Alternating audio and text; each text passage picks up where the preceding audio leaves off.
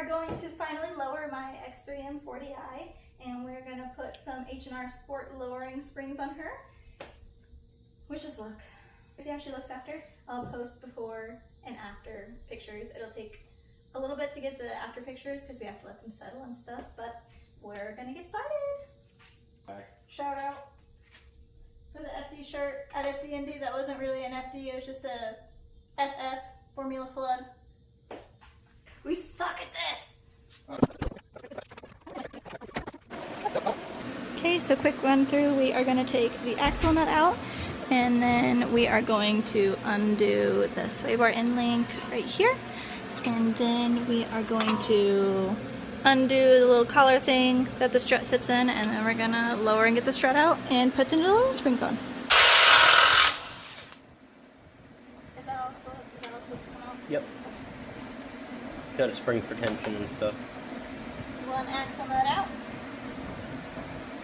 Excellent. Okay, so apparently when you try just unbolting these, the whole thing spins. So what we're gonna do is take this fancy dancy pass-through wrench. We're gonna put that bitch on there. It's a size 18 and whatever size. What size is this? T30. T30. What he said. And then we're just gonna ratchet. Not ratchet. Sorry, I'm nervous in front of the camera. So we didn't have the Torx bit deep enough to be able to continue to fit on the nut with the pass-through wrench. So we had to, Andrew had to hold the other side of the sway bar end link in place while I zipped off the rest of the bolt the remainder of the way so it wouldn't spin. And we got it off easy peasy, lemon squeezy, just like that. Now we're going to pull the pinch bolt out of the knuckle assembly. Easy peasy lemon squeezy, just a 16 and an 18, and she's out. These three bolts out, and they're size E12, in case you didn't know. Back through the north. And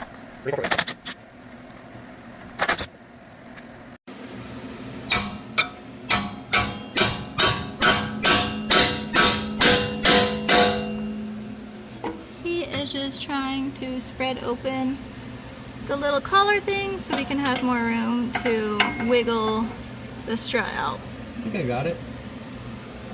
This is also why we took the axle nut out, because we didn't want to put too much stress or tension on the axle when all of this lowered and risk popping the axle No stress out or tension on the brake line. incorrectly. The pad, or the ABS sensor. This side doesn't have it, but the brake pad sensors, the other side will. So we tried for like a solid 45 minutes to try to wiggle the collar and strut apart. We tried hammering it, we tried pretty much everything. We tried expanding the little collar even more, and we were not having any luck, so we got the trusty dusty air hammer out and eventually got the collar off the end of that strut.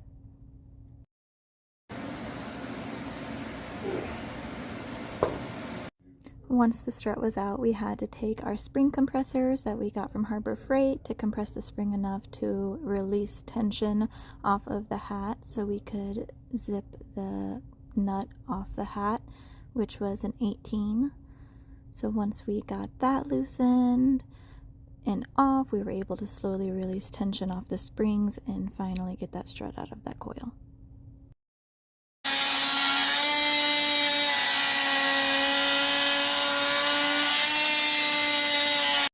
And then to put the new HR spring on, it was the exact reversal. We compressed the spring in order to help get everything seated and get the hat put back on. Once the nut was back on the hat and everything was solid, we were able to decompress the spring and get her ready to go back on the car.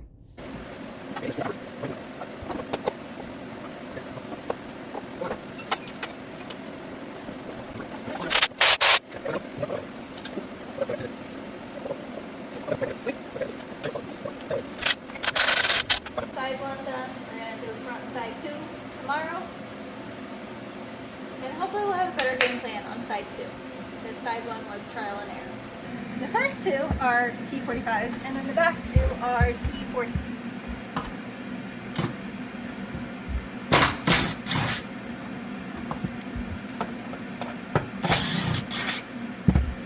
So you zip those out. Look how much room I have back here, bro. We could have a whole party back here. Look, we could fit like 7 of us back here. There's so much room for activities. At least pocket's a good place. And they say women's pockets aren't useful.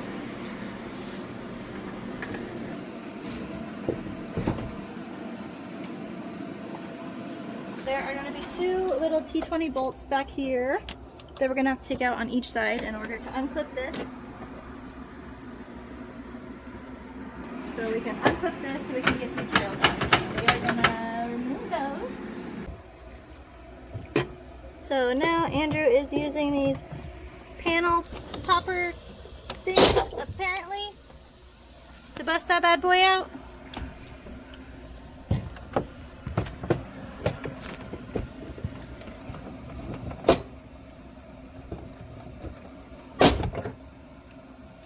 Bada bing, bada boom.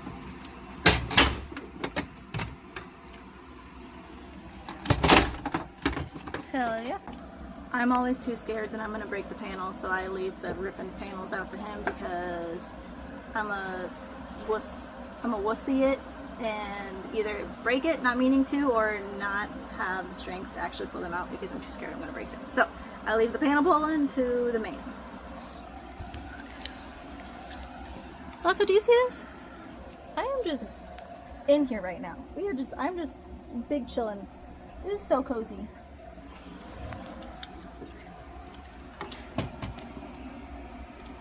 Pulling out more clippies.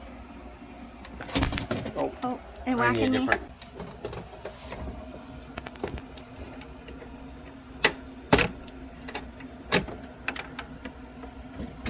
What was in the... Oh, these little clippies were in there. Just yank them bad boys out. That comes out. And now these rails should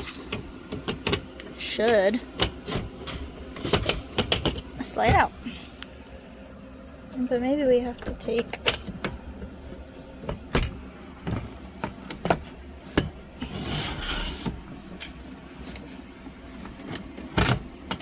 bada bing. And now that the rails are gone, you just pop this little piece of, I don't even know what this is called, spongy stuff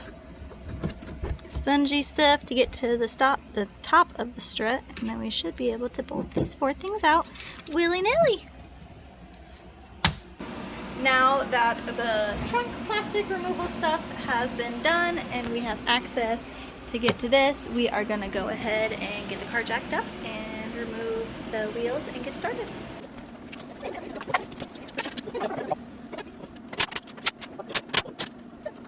So for the rear, we are going to take out this and focus. This and this, these are 18s. The rear side of them are going to be 21s. So we are gonna go ahead and zip those out, and then theoretically, this should be able to drop, and we should be able to just pull the strut out.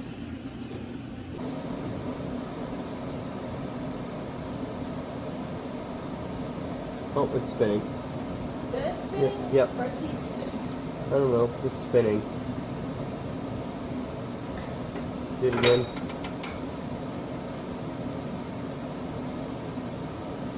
Keep going. Yep, it's going.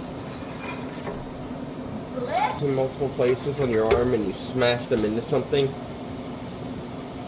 the pain is more.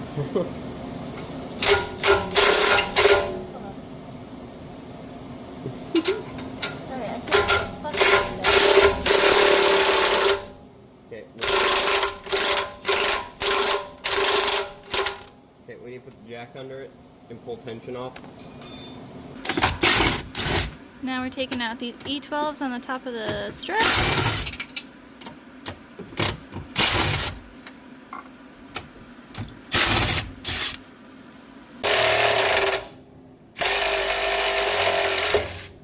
Bada bing, bada boom. There's one of them. It's gonna Why be hot. is it It's so gonna be hot. hard? Because it was bound up in there. Now we gotta get this one out, which is... Should we lower this a little bit? Because that looks like it's too high up. Does that make sense? But no, because we're gonna... That's why it's a bitch, is because the spring tension is still holding down on it while we were trying to pull it out. We can lower it, but I wanted to get this one out real quick. Spin this one. This one's easy now.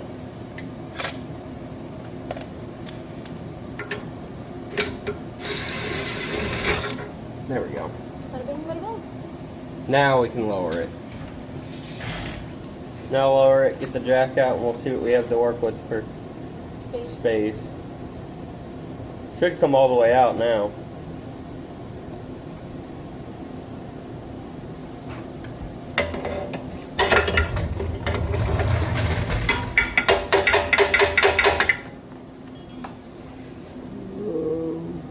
Okay, let's loosen this one. Just loosen? Yep. I don't know that we'll take it out, but let's loosen it so the arm can pivot easily and not put tension on the bushings.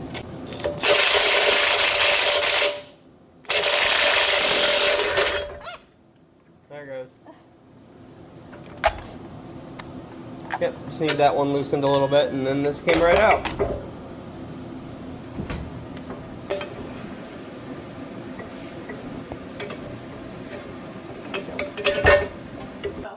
We are going to mark the placement of the hat because, like the fronts, this part does not have flexibility to spin for us to be able to bolt the strap back up top with ease. So we have to make sure that this is, well, maybe there's markings. It only bolts in one way. Yes, with the hat, but this hat can be turned in any rotation separate from the lower. I don't know what you're doing. I'll just let him do whatever he's doing.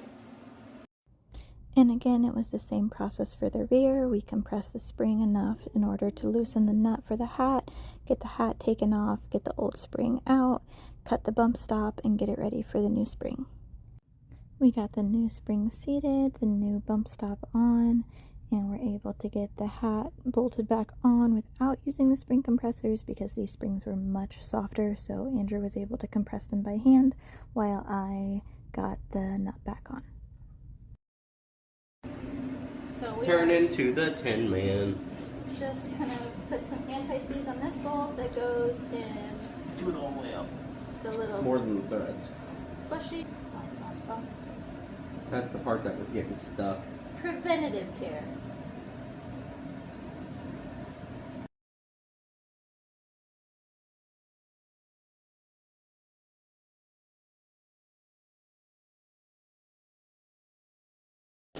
So I am going to clean off the previous junk on here before I put my wheel spacers on.